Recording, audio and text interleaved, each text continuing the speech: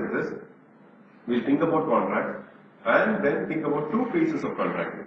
One is, the first phase of contracting is actually the negotiation phase, the pre-signing phase. So before it is signed, like signed, anyone who cannot follow Malayalam? Malayalam? You can't. Okay, you didn't introduce yourself. My name is Puneet. Yeah, so I'm a fellow here. You're okay associated with a company called Bharat, which is 3D printed manufacturing.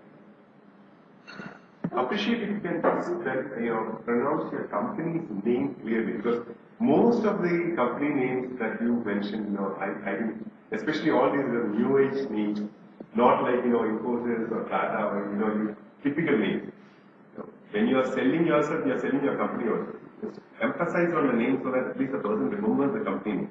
And it just goes above your head. Most of the company name went above my head. Okay, that's more of a CMO issue. I don't think I should be talking more about it. Well, come back to the issue. Now, there is a signing process. That's the beginning of the contract, right? So before signing, there's a negotiation phase. Okay? Now that pre-signing phase is also important, very important. But most of us think that is the only important phase. I would say that is important, very important, but the post-signing phase is extremely important. Because what we do is that once you sign a contract, you keep it in your shell. We never bother to open it, or we never bother about it. Okay? Which is also good. Because the only time that you take up a contract in your shell is when you have a problem. So, if you have kept it in the shell, which means that you never had any problems and it's going smooth. So, if you pull it out from a shell, it means that you are facing a problem. Okay? So, it's always better to keep it in the shell. But, at the same time, you need to know what is there. Not only you, your team should know. That is also important. Now, see, now the beauty is that your team is quite handy. When I joined Suntec had just came out of the phase where it was a 60-member team and suddenly grew into a 400-member team. Suddenly, in a span of 2 months or 4 months. Okay? Because the VC funding had come at 2002 time frame. And suddenly it grew from 60 to 400. And the infrastructure, I'm not talking about the physical infrastructure, the system it took some time for the system to adapt to the situation. Because 60 people had personal access to the CEO. NK was like a personal friend, mentor, looking into their codes, working with them, having tea with them, and suddenly it whole changed because it became a 400-member team, and it was not very easy to manage that way. Okay, so once you grow big and then you have smaller teams handling things, then the personal access and the personal information, the communication flow becomes gets disconnected somewhere. So, which means that there could be miscommunication and then the problem starts there. Okay, so understanding the contract by the person who is executing. In startups, the beauty or the benefit is that the person who has signed could be executing. So then things are pretty smooth. So do not listen or do not attend this session from a startup point of view. Startup is only a phase. Now you will go over it maybe in 6 months time or 1 year time. So you should look at it from a full-fledged company point of view. Okay? Let's look at it from a full-fledged company point of view. Now let's come back to the topic. Let's focus on so the structure is that we have a pre-signing phase, which is a negotiation phase, and then we have a post-signing phase, which is an execution phase. Okay? Now, the first question is, why do we need a written contract? How many of you have gone through the process of signing contract? What? Okay. Good. You've actually negotiated and then got it signed, right? Now, I'll tell you a story, not a story, an incident which happened a month ago at Infopark. A client of mine, pretty well, they're doing pretty well. Now they have clients, they're a 150-member company. They have regular cash flow, not a startup.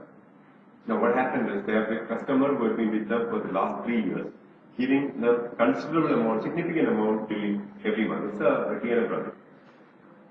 But the customer had always refused or was not refused. Actually, they were not keen about getting a contract signed. Okay?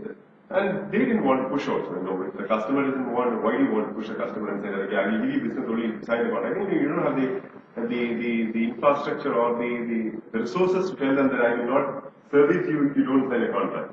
Okay? Now they were happy with the money and everything. Now there was a critical PM who was handling the project, was handling it beautifully. Now the customer one day realized that, okay, I am giving $20 per hour for the company, so why should I? I can, the PM seems to be good. Okay, let me have a understanding with the PM. The PM also found that the company is giving X dollars or $100 or $200 for X amount of time. And paying me only this much. Why should I do all these things? Why can't I have a relationship with this man directly? Okay, so then they started talking to each other, and the company realized this. And the company realized it, and at that point of time, we started looking at all documents. There is no contract signed. There is no non-hire, non-solicit clause agreed with the company or the customer, prohibiting him from, poaching onto our employees. Okay, and there is no condition with the employee also that he or she will not pull out business from the company and then move out or something like that. No non-soliciting customer contract also. You can't stop somebody from joining somewhere, but you can always restrict somebody from taking away your business. It's a reasonable requirement, right? Now, none of these things were there. So the company was in a position where they were about to lose a significant amount of their cash flow all of a sudden just because they don't have a contract customer. Okay, you understood the significance of it. It definitely will affect you. The minute one customer moves away, it affects, and it will actually trigger off other elements also. Some other people are watching. If that person can do this, why can't I? It will trigger off other sparks somewhere here and there, right? So that was worrying him more than losing out one customer. Okay? So significance of having something formally written is something which we can't describe in words. It is extremely important. You need to put it in black and white. Especially even if you have a good relationship. Yesterday, I was negotiating or I was driving a negotiation for a customer, and then the two parties, okay, they said, so I was insisting on something, and then the two parties said, see, Mr. Nyland, we have a very good relationship. Actually, we don't need any of these things. We have understanding of age-old relationship. We don't need a contract. But we thought we just have a contract. I said, see, I'm happy that you have a good relationship between each of you two. But I am insisting on this because I want you to continue that relationship. Okay? The minute you have a business relationship coming in and then the money comes in, then definitely it can affect your personal relationship if things are not black and white. So let's keep it black and white, and then you continue with your personal relationship. No problem with me. I'm not going to interfere in your, because I was representing one party and the other party was not happy when I pushed on something. Okay. Now, so it just wanted to bring home the idea that it is extremely important to have a contract. Now, let's move quickly into which contract it is.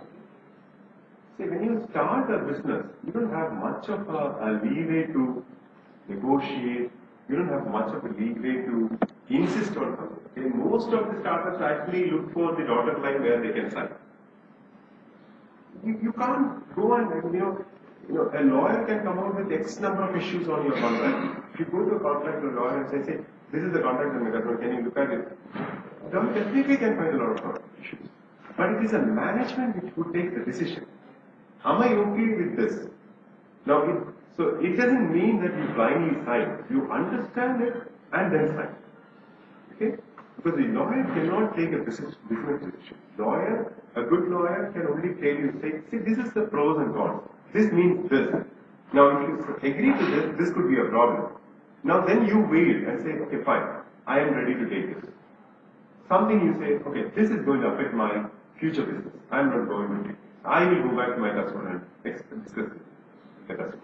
Okay, that's a decision that you have to take, not your lawyer. Now, so the lawyer will only point out this. Okay? Now, do not sign blindly on a dotted line. You understand things and then sign. Now, if you have an opportunity to push your template to that. If you offer it first, keep some template for yourself, because a template drafted for you will always be beneficial for you.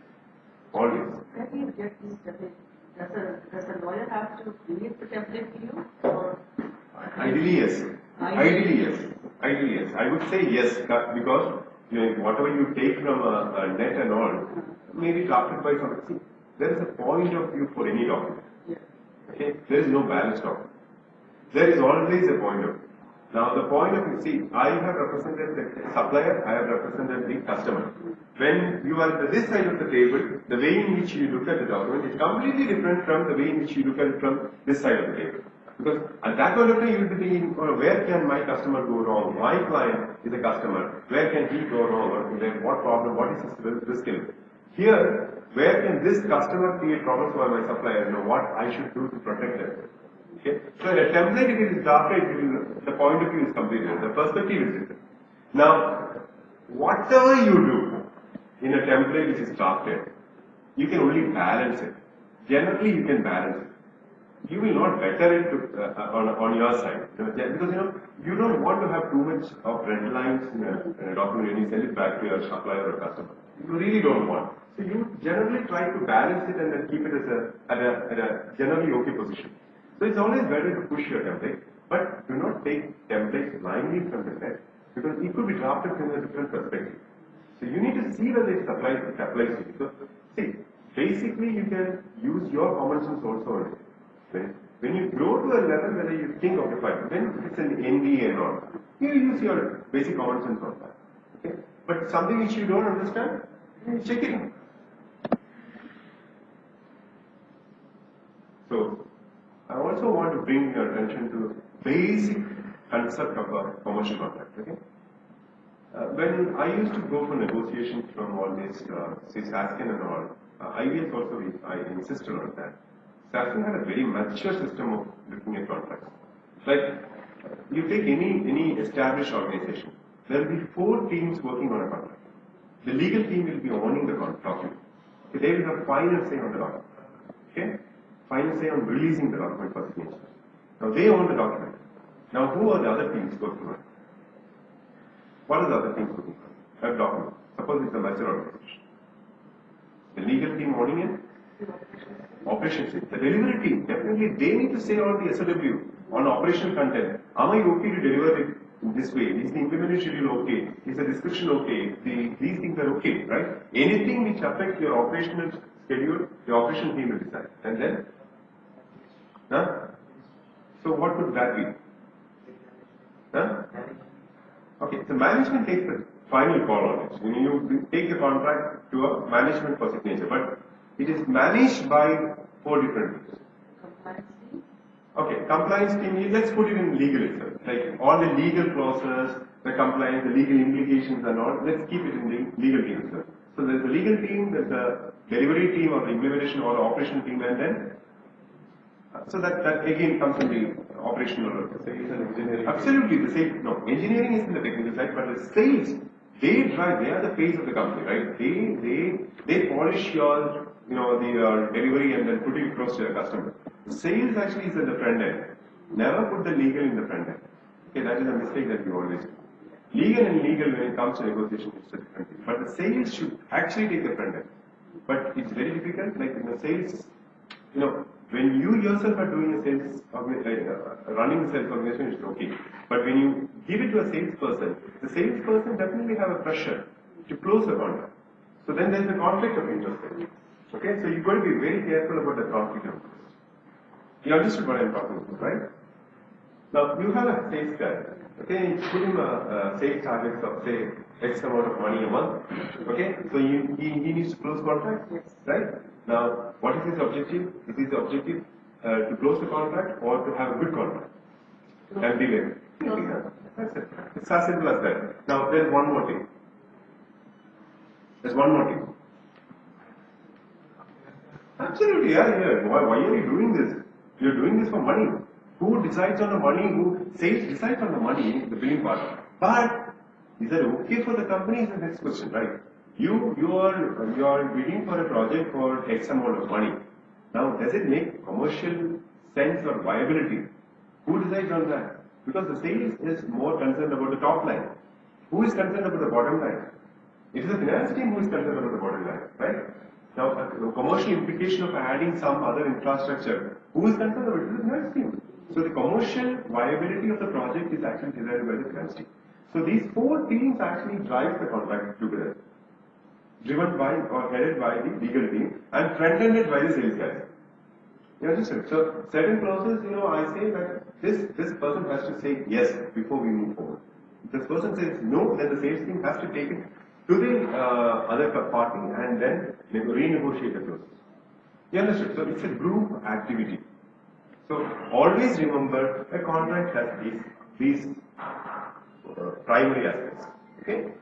Now, types of contract, I'm not going to read it. It differs from company to company. Somebody spoke about SaaS model, someone can have a licensing arrangement, someone can have a pure services arrangement. So a lot of different commercial contracts that you have depending on your business model. Okay? So which means that you shall not treat your services licensing arrangement the same way you treat a services arrangement. You shall not treat your fixed price services arrangement the same way you treat a T&M services arrangement. You understand? There is always difference on the commercial model. So let's get into the first phase. This is the ideal situation when it comes to negotiation. Let's mutually agree on what I say. And that's what the customer always says. I am the customer, and then let's mutually agree on what I say. Okay? That's what he wants. And then he will use all measures. The first thing that they do, keep the legal away. The customer will never bring the legal team to you. They will say, the legal team is busy, they are not available, this is the template that they've given to me, I cannot go back to them, please sign if you want to. And you are left with no option, not even an option to get it clarified. Okay? And that is a strict instruction that the legal team gives to any purchasing department. You are dealing with the purchasing department. If you are a salesperson, you are dealing with the purchasing department or the CTO. Right? Now, CTO or the purchasing department is giving clear instruction. Boss, this is the template. Never involve us in this. We will check the final document before it's signed. We will see whether there is any deviation. Okay? Never involve us in this. But it is for if there are smart sales guys, they will work their way up and see that things are changed. So it is about you influencing the purchasing department. So that is the sales guy's capability, influencing the purchasing department to bring changes to the law without losing the business. Okay? Which is a very tough job. Because I have given instructions to my purchasing department that please do not entertain negotiation for this. We will say that it is a balanced document, you have every freedom and all this, but behind the curtain it's a strict instruction to not entertain any discussion. Okay? Now, let's understand certain simple, silly mistakes that every time we make on a contract. I've seen this, like when there is an issue, like he's telling customer support. There's always this resolution time, response time kind of issues, and then you're calculating the slipages, and then all these SLAs and all. Negotiation when it goes on, you will discuss all these things, but you will not fill up all these timelines. Okay? You keep it as TBD or YTD, to be decided, yet to be decided. Okay? And I've seen documents where everything is as per, the delivery should be as per a statement of work attached as Annexure 1. Okay? Where is Annexure 1? That is not at all attached. Because the legal team discusses and they say that they technically have a responsibility of annexing Annexure 1. You look at the document, Annexure 1 is somewhere in somebody's email, and that has gone, the system has crashed, nobody knows whether this is the version of SOW or whether that is the version of the ARF. Because that is not printed out and attached to the document and signed. You understand? So, basic silly mistake, you spend a lot of time on negotiation, but forget or slip on attaching these basic annexures. Annexures is something which you miss out. Okay? Never do that. This is what I said. Do you understand the commercial implications? You means the person who is driving it. Do you really understand what it means, which is written in the document? I'll tell you an incident. There was a company which was just trying to manage themselves. They got a services contract with customer. Pure Pakka services contract. Now in the contract, while they had written, they were managing the contract discussions, negotiations with the commercial. There was a line added to the contract which they missed out. It says that you should have logical and physical segregation for your space for this particular customer, which actually didn't catch their attention. What is logical and physical segregation for a customer? Clients should be segregated physically, that means different space. So, The network, I think, should be different. see, it is not a physical segregation where you keep, this is a quiet workspace, right? And there are different companies working on. Now, let's take, sometimes it's a wrong example. Let's take UST Global. UST Global is primarily a service company. There are a lot of companies are imposed, there are service companies they are servicing, right? So, the working space like this, this much of space could be a team working on, say, American Express, or other team could be working on a douchebag, something like that, right? So it's all working in the same space. Now, a customer is insisting that my space should be physically segregated with access control and all, which is cost on your project. Probably you may have costed the project, you have pitched for the project, you may have responded to the RFP with a presumption that this is going to be a quiet space. Now, physical segregation affects your bottom line like anything. Now, logical segregation, gone. You have separate servers, you have separate networking, you have separate email system, gone. Your project is already in red, right? So these things happen. Like, question is whether you understand what is written in the contract. So there are a lot of examples to that. Like, you take ramp up, ramp down. Suppose you're working on a service contract. You take a ramp up, ramp down decision. Now you have a stricter timeline for ramping up, and the customer has a very lenient timing on ramping down. Customer says tomorrow I need to drop 10 people from the project. What do? Because that's what you have agreed in the contract. Ramping down, you have agreed that customer can decide on a change of number. So customer calls you up and says, hey, I have a problem. You drop 10 people from the billing from next month onwards. You can't, right? I thought you have strict guidelines on ramping up. Like, you have to do it in 15 days time.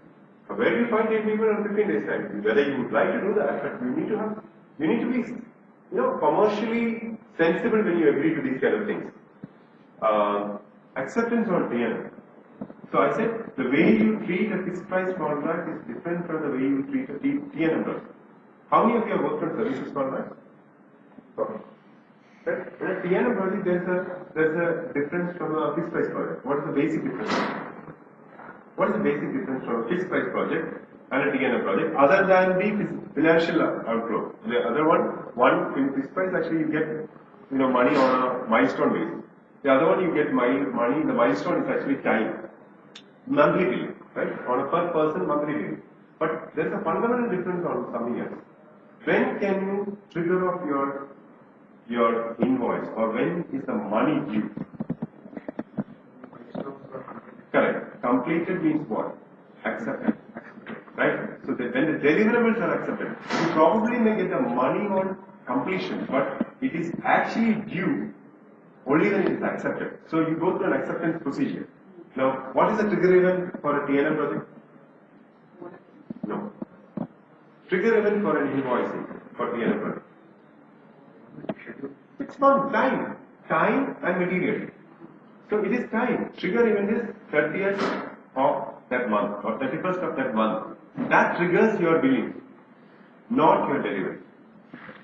You understood? Now you can do two things. He says it's a TNM billing, subject to your acceptance of delivery, which means it is only cash flow for you. Now your acceptance goes down, your money is subject to your acceptance of your billing, of your deliverable, which means that you are tagging that to your acceptance testing.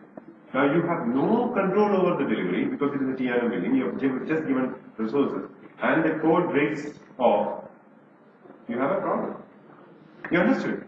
So you do not go by the billing itself. Billing would be monthly, but if you tag it to acceptance, you have a big problem. Because then it becomes just a cash flow thing. Okay. Now, So you for travel and how wouldn't that come as a marketing? not marketing. It's actually about understanding the project. Like suppose you have suppose you've agreed for steering meetings with the customer on site every month or 2 months. Who pays for it? You've agreed in the contract that the supplier shall attend 3 physical meetings with the customer at customer's office every month or every quarter. Who pays for it? Who will pay for the visa if suppose you are spending a person abroad? Now 10 people working on site. Who will take care of their travel? Who will take care of their accommodation? Have you already considered it in your costing, in your pitching? That's all important. Right? So these things actually come during the negotiation phase. Now, restrictive covenants. That's again one. I'll give you an example. This again happened in one company. There was a small company trying to manage a project. Now when they pitched for a contract, for a services contract, they wanted to give a very competitive pricing for it. So they gave a good competitive pricing with the presumption, with the understanding that they have another company locally who would deliver the project for them. So the idea was that they can reduce the cost by subcontracting this to another company and then delivering it to the client. So finally, the total cost can be brought down because they have cheaper resources with the smaller company, the subcontracting company. You understand? Now they pitched for the project they got it, and they signed the contract. Towards the end of the contract, there's one simple line: the supplier shall not subcontract the services without the prior written consent of customer. Which then is done. You can imagine what would happen, right? There is one simple sentence: the supplier shall not subcontract the services without the prior written consent of customer. Okay, so this is where restrictive covenants can create problems for you. Lot of other issues like your cool-off is something which, again, services. You look at services, they insist, like people working on a particular project are not supposed to work on a similar project for 6 months or something like that. Some people insist on that. Now, have you factored in that cost when you bid for the project? Is the first question that you can agree to it. It's a management decision. But you should factor in that cost. 6 months, where would you put him? Because his experience is in that domain, that project. Now why are you putting somebody in a particular project? Because you actually want to make use of this experience in one particular domain in another project, right? Because in another project you're going to say that I have a domain experience person. What about the use of logo and publicity? Yes, that's another thing that you have a customer, you as a supplier, as an employee takes pride in the branding of his company. Okay? A company takes pride in the branding of its customers. Now, you take pride that Yahoo is my customer, Amazon is my customer. You take pride in saying that, right? Now, so how do you take that pride? You actually go to tell the other world that, hey, I have customer list like this. Now, if the customer says, I run your business, but do not go and publicize this. Do not talk without my permission. A standard statement that every customer says. We don't care about it. We actually download their logo from internet and then put it in all the brochures that we do. Right? You keep it in the website. We use it in all presentations. But customer contract may have something like this. There are always various means of circumventing this because the customers definitely do not want to use it. If they have not, do not go and ask for a permission. It's always try to, if that clause is not at all there in the contract, then you can use it. Yeah, so see whether it is removed rather than asking for a permission. Do not go and ask for a permission. Now, this is something else, like scope of delivery. Again, on the negotiation side, what happens is, I've seen a contract. You know what the contract is well negotiated contract. See, this is the sad part of negotiations in a contract. You negotiate on the legal side, on the commercial side, everything. On the operational side, if there is a flaw, the whole contract goes for a toss. You know what they have agreed in the SOW?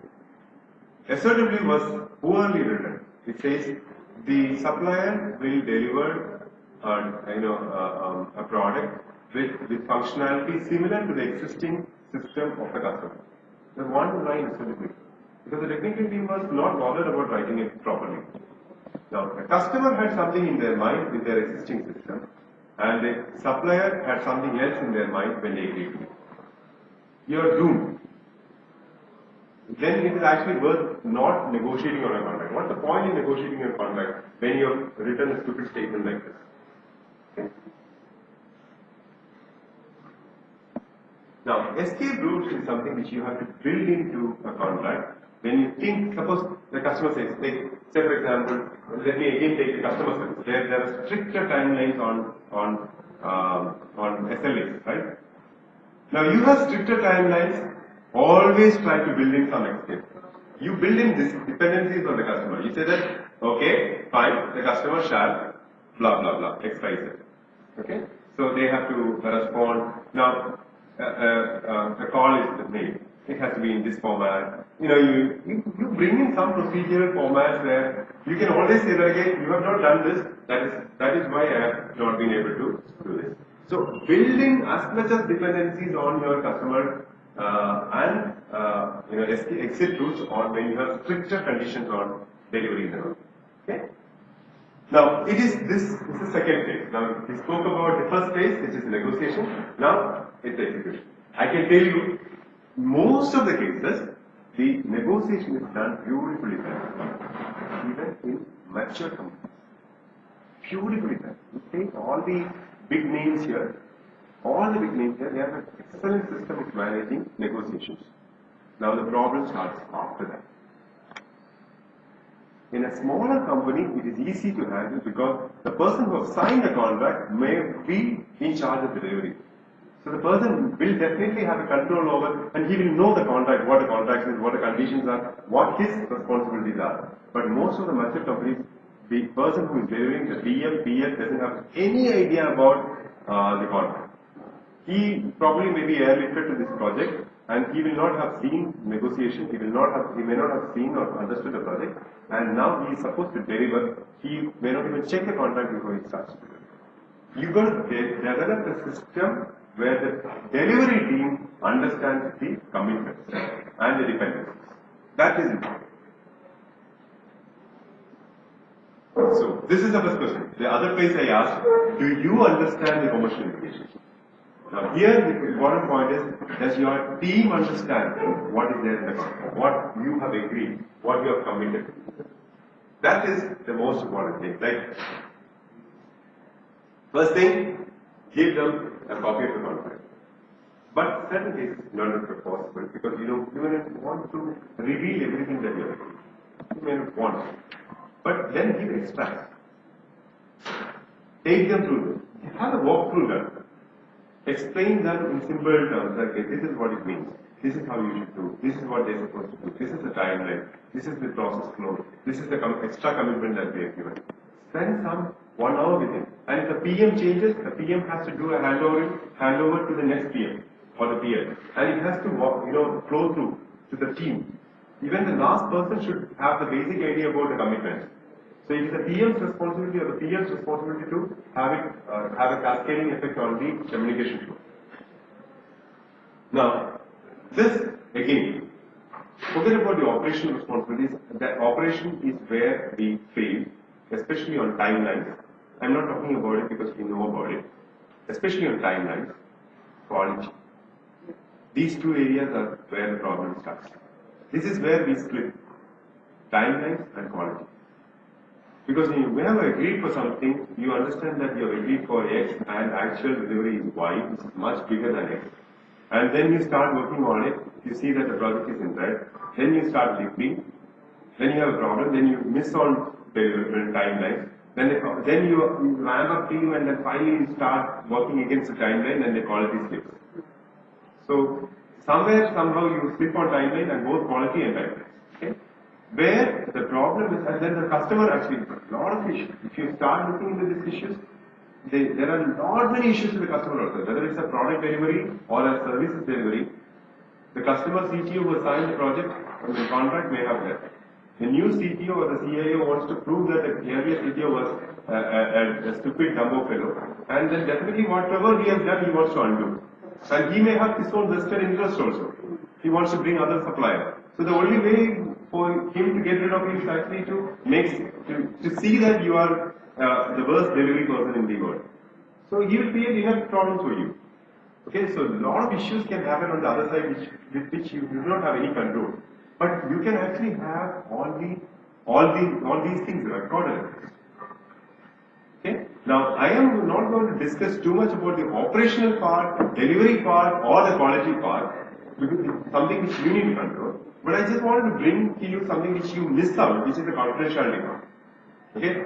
Confidentiality, think about confidentiality. There are areas which is your customer's confidential information, which is important, because you in all contracts, whether it's a commercial contract or an NDA, you agree that you will keep it confidential. Your own confidential information. Suppose you are a product company, you will definitely have a lot of confidential information, which your customer doesn't want. You don't want your customer to reveal to someone else. Okay? And then you may have third-party confidential information. So you got to protect all these things. Okay? Can you give us an example of all the things that you just said? Yeah.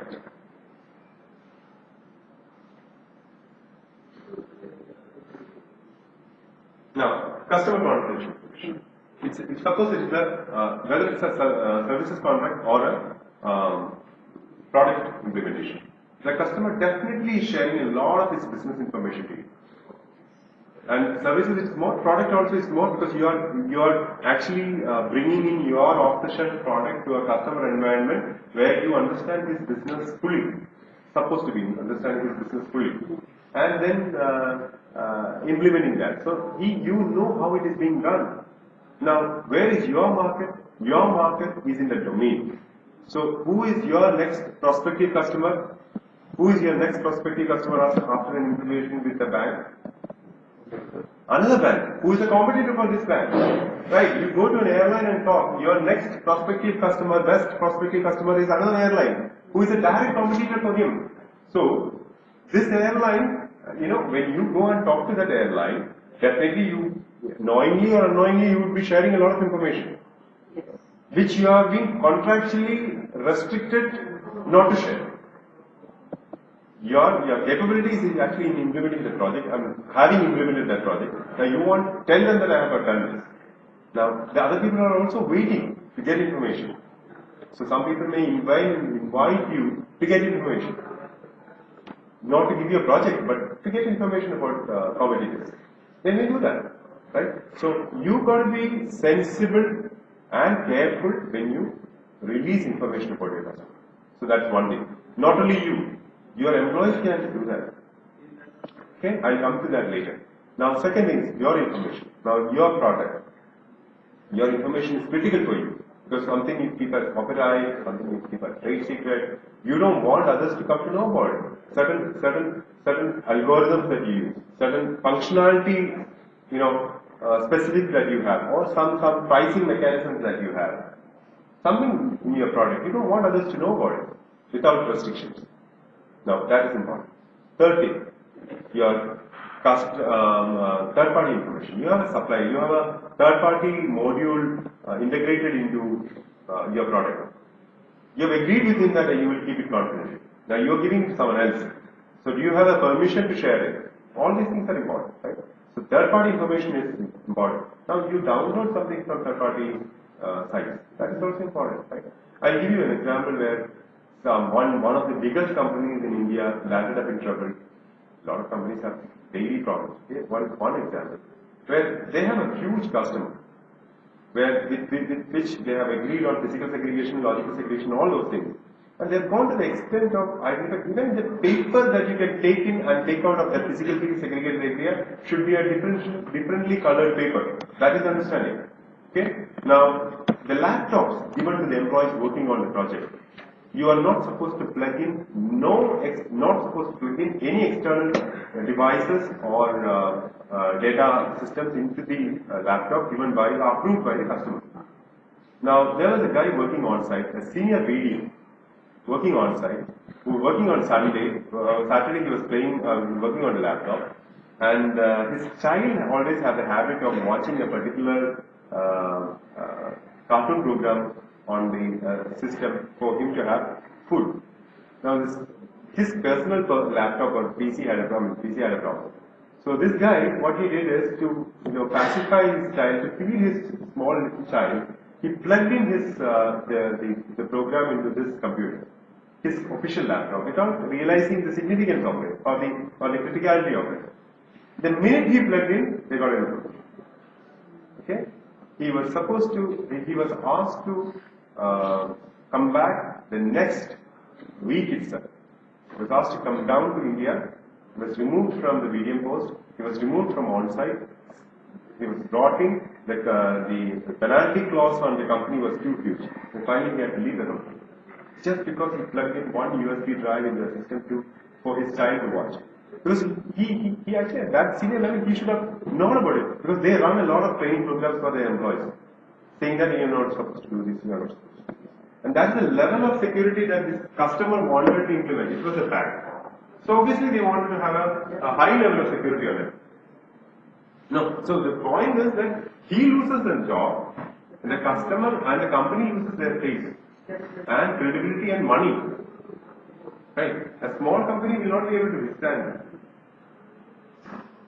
Now, confidentiality. Again, now here this is very interesting and important thing. Preparing resumes. Okay? As entrepreneurs, you should be worried about your employees drafting resumes.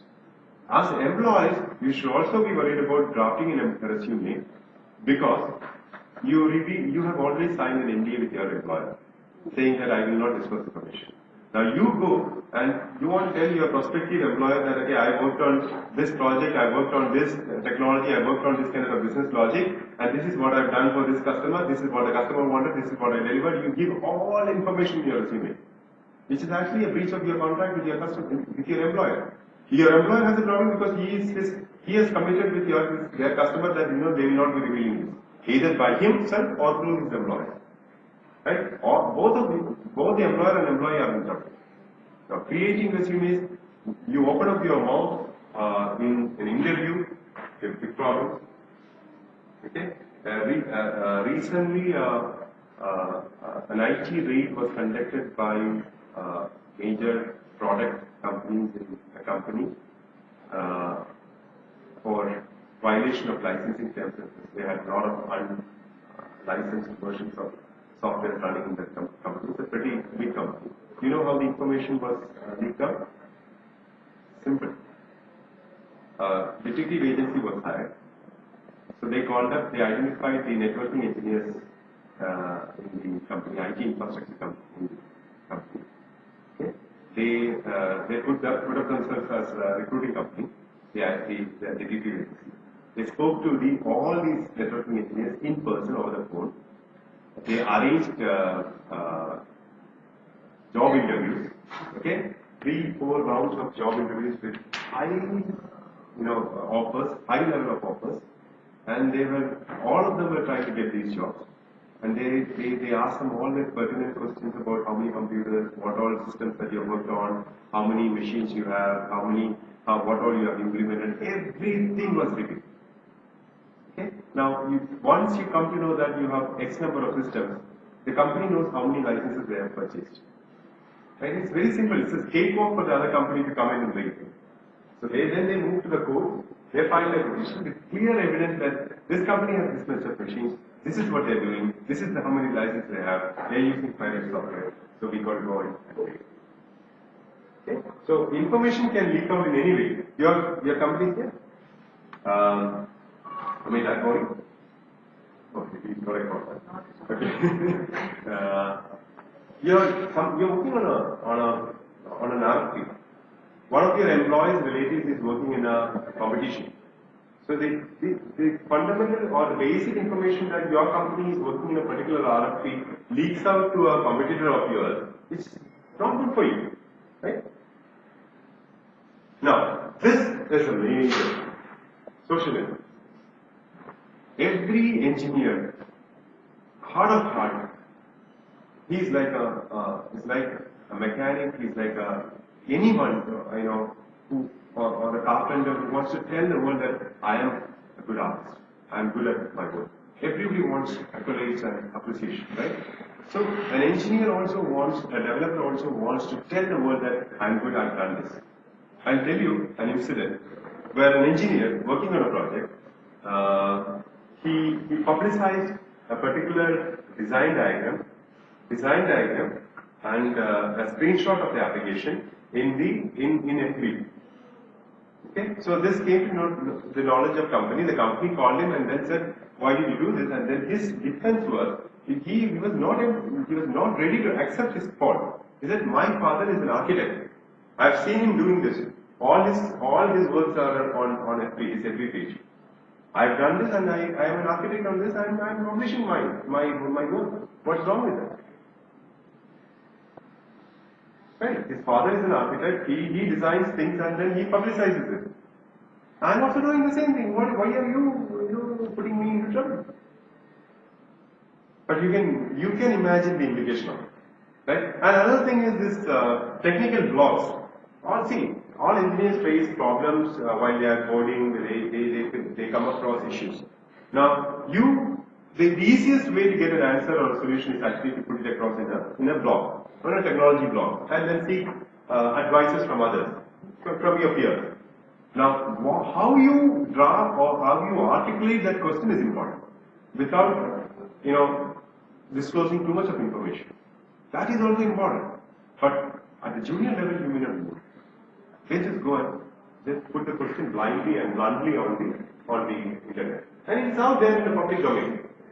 Right? Your LinkedIn, everything is important. Like how you behave on these social networking sites is important. Now, I don't know whether we have time, so it's already 12:30. Yes. Yeah? Sure? It's important. Okay.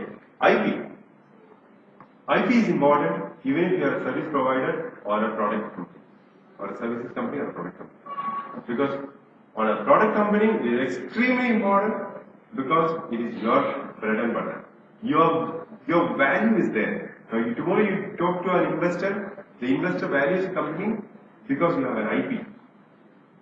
Right? So you do not want the critical element or the critical asset to go waste. Now, how do you protect that? That is very important. Second side, like think from a service company. You have agreed with the customer that this belongs to him and this belongs only to him. I am not going to take this. Okay? But every engineer keeps his code close to his card. And not only, it's okay if he keeps it in his heart, but some people keep it in their local machines. Okay? Now, you work on a services project, you keep a code on your local machine, and use it in a different services project. Are you not in trouble? You are. Because what have you agreed with the customer? What I have made for you is for you, and I am giving it to you, the IP ownership is with you. Now you take the whole module and give it to another customer and say that, hey, this is you, what I have made for you is for you, and this belongs to you. You will be sandwiched between these two customers. No one will spare you. This customer will come against you and this customer will also come against you. Because of the fault or ignorance or over smartness of one engineer. It can affect the root of your company. One engineer can kill your company if he does this. Okay? So you can't blame them also. So the question is, have you told them? They may not understand the IP part or the ownership part or not. It is for you to tell them and see, you are not supposed to do it. Okay, I'll tell you another example which happened in a company. It's a product company who has services business also. Now a person they were actually, the services team was negotiating with the customer on a particular project. So obviously this customer is, they are in the same domain. And a person from the product department had resigned and joined this customer, who was spearheading the negotiations with the services team. Okay? So they were asking for a particular functionality and feature and everything. So this person who is in the customer side knows that they have a product with this functionality. So in the call he said, why don't you use this functionality which is used in this product of yours? He understood because he knows about it. He said, why don't you use it? So the services guy who has no idea about it, he agreed to it. And then he went and asked the product team, why did you share this code with me? Because I want to use it in a... So then they asked, how did you come to know about it? I said, no, in a customer call, they said that we have this functionality and this code kept in this server and why don't you give it? So there, the product team actually had the presence of mind to stop it there at that point itself. But if, had it been with another customer or another project or something and the person had given it, we use it, right? So ownership of IP, and again, third party IP. Here also there's third party IP, like in corporate information. You are taking a third party product, integrating it into your product and then giving it to your customer. Are you managing that process flow correctly? Okay? Or a customer asks you to work on a particular technology or on a particular product. Have you got the license to do that? These things are obvious. Now, IP infringement. This is I spoke about IP ownership. Now, IP infringement happens. IP infringement happens like I mentioned about the employee using the same code on a different project and all this, right? This code sharing is where the problem happens, right? This is something which happened on a project.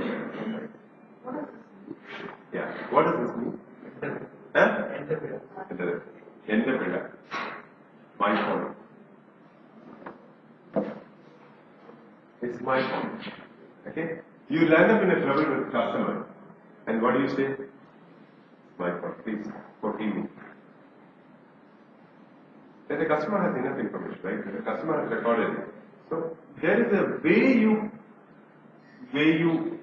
can acknowledge your mistakes, but don't admit and over-admit and confess. Don't do that. Okay, fine, this has happened, but be very cautious. Do not defend too much, but at the same time, be very cautious about admitting mistakes. But don't put the customer in the in a bad taste. Like you got to handle it carefully. Admitting and acknowledging and admitting could be different. So you understand there is a problem. Let me work on it. Let me see. Let me do the root cause. You have enough and more management jargon, right? You can do root cause analysis, fishbone, anything that you can do, right? They say that interestingly there was a saying that one customer made a statement that all your weekly status reports are watermelon reports. You know what watermelon reports are? Green outside, red inside.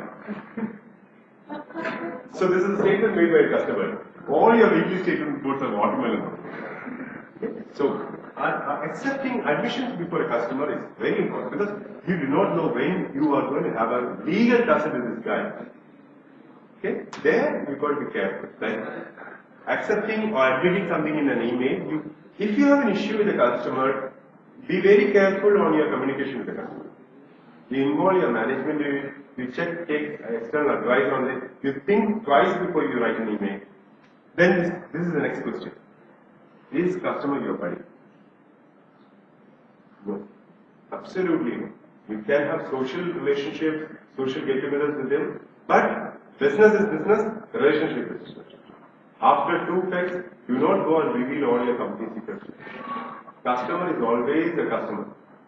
Socializing is just for socializing. Okay? I've seen this happening, especially at junior level, especially when people are on-site. On-site people always have this Stockholm kind of a syndrome. The minute you are on-site, you think the offshore is Dumbo sitting over there, customer is right, and these people are the dumbest fellows around. I've seen in a company where an on-site PM developed customization without the offshore team knowing about it. Without billing the customer, because he wanted to be in a good books of the customer, he wanted to be on-site. He wanted to spend his time in US. So he started using his team for building it. The team doesn't know.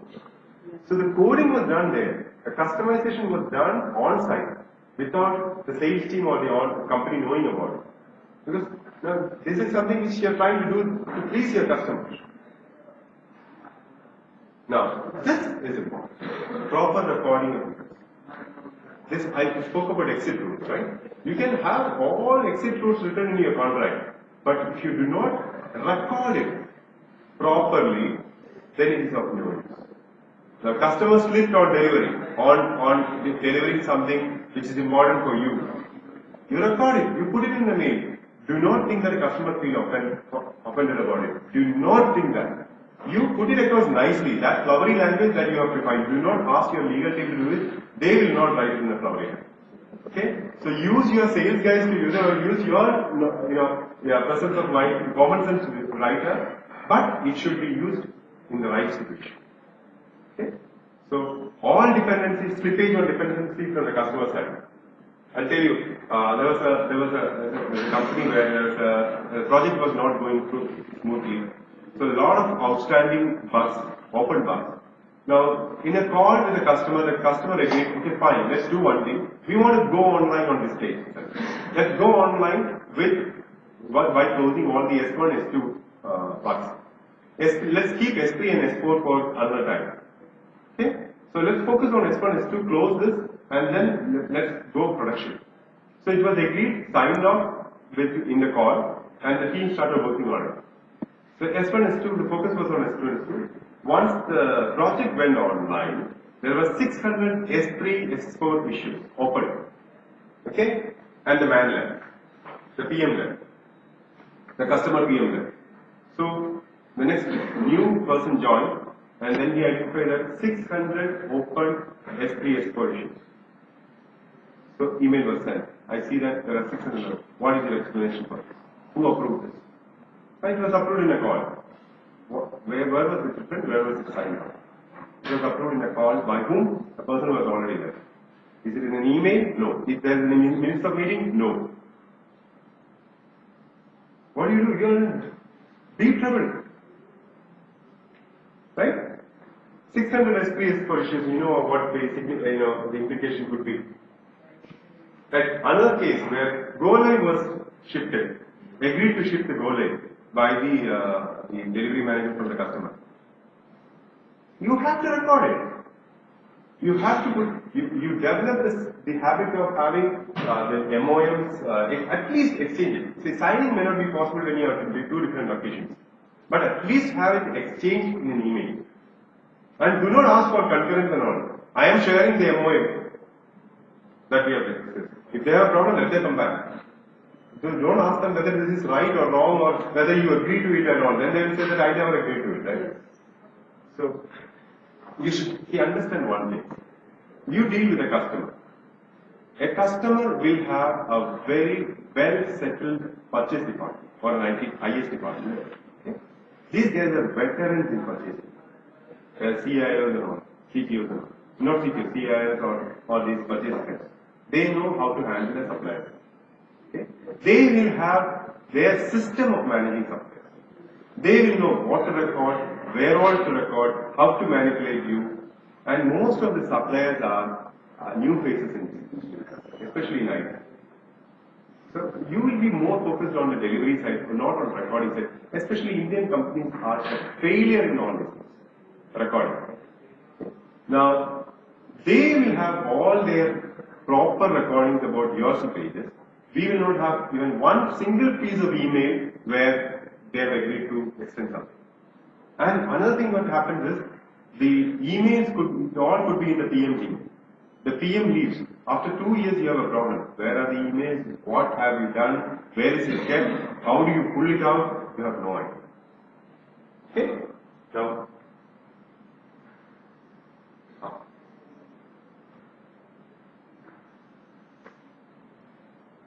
see, this makes complications. You've got company in a project. What company? You have other suppliers working in the same company. Okay? It's a big delivery, you have other suppliers. Other suppliers working in a project means it's a mess. You're going to manage yourself, you're going to manage them also. Because, probably your delivery has to wait for them to deliver something. They will definitely try to put the blame on you. Right? So there you have to be extremely careful with records. Especially when you have other vendors or when you have a system integrators. Because most of the system integrators are very good at passing the buck. They will not take the blame. They will put the blame on suppliers.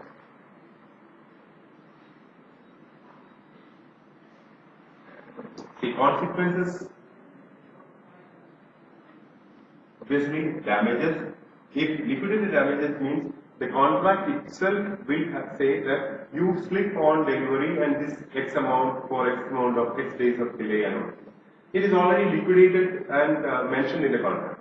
Now, if nothing stops the customer from going to the court and say that I suffered X million dollars because of this problem, and then the court can look at the facts and figures and then decide on it. That is general damage. Okay, then definitely loss. So then I don't think we need a slide on this because you know what the implications are: loss of business, loss of face. As an employee, if the employee is in a project which has gone into trouble, definitely that affects his career in the company or in outside the company. And credibility. And the credibility also. Maybe for no fault of it.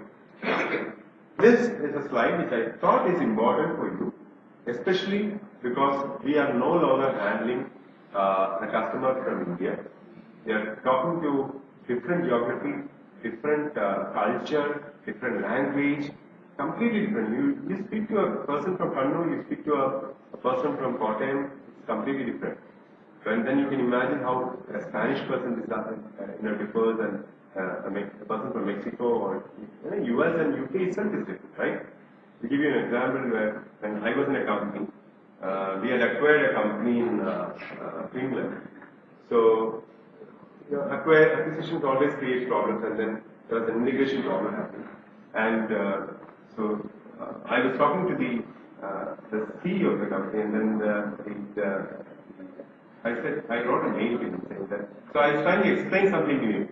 And I said, Mr. So-and-so, please have a look at chain of emails below. I don't think this will take us anywhere. So let us have an open discussions on this and then close the issue. So these guys don't understand English well. Finnish guys. So what they do is they have an electronic language converter. So he didn't understand the phrase of chain of emails. So he thought, what is chain of emails? So then he immediately keyed in chain. So chain, when you look for a meaning of chain in the dictionary, what does it mean? It means something which binds you, something which restricts you, something which prohibits you from moving. Right? And that's the meaning given, right? So chain of emails given means what? So he looked at the below emails and then he found that all these emails are done by his team in Finland. So which means that I am accusing him that his team is like a chain restricting the growth of the company, right? That is what I meant. His team is restricting the growth of the whole company, and that is what I meant by chain of emails. Right? So he escalated it to a big level, he made a big fuss of it, and then my CEO, the person over here, he was forwarded the email at CEO level. And then he went through it, and then even before he called me, he understood the problem. He said, then he explained to him that this is not what it meant. And but it took, see, finally you become a buffoon before your management also becomes. Okay? So, yeah, because definitely the management doesn't want any problems. Whether you created by mistake or his mistake, you are involved in it. That's the point. You are involved in it. Okay? Who created doesn't matter. So, but on a lighter side, we could be extremely careful with language because English is neither our mother tongue nor their mother tongue. So, both ways we have a problem. Even if it is their mother tongue, it's not our mother tongue. So when you articulate things in English, you've got to be very careful for it. Even with Malayalam, we have a problem between a Trivandrum and Kannur person. You don't understand what Malayalam he speaks, and he doesn't understand what Malayalam you speak here.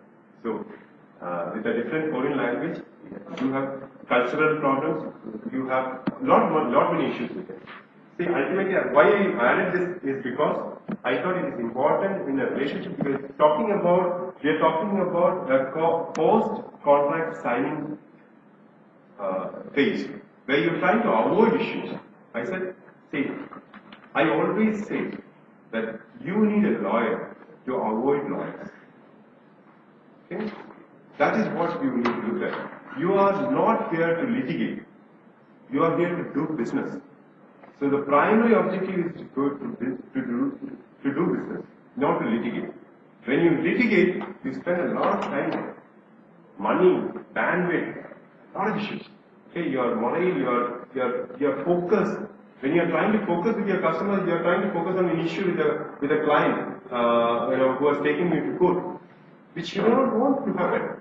Infosys probably able to be hired because they have a team to do that. TCS may be able to do it because they have an infrastructure to do that. But still it affects your management, right? So use people or use your common sense, use your contracts to keep away litigation and lawyers.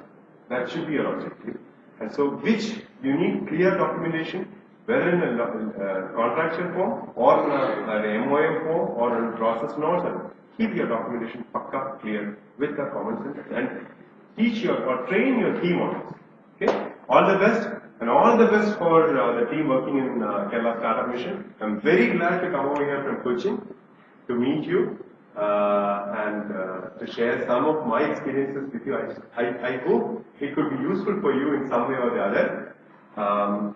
Wish you all the best and thanking KSUM for arranging this.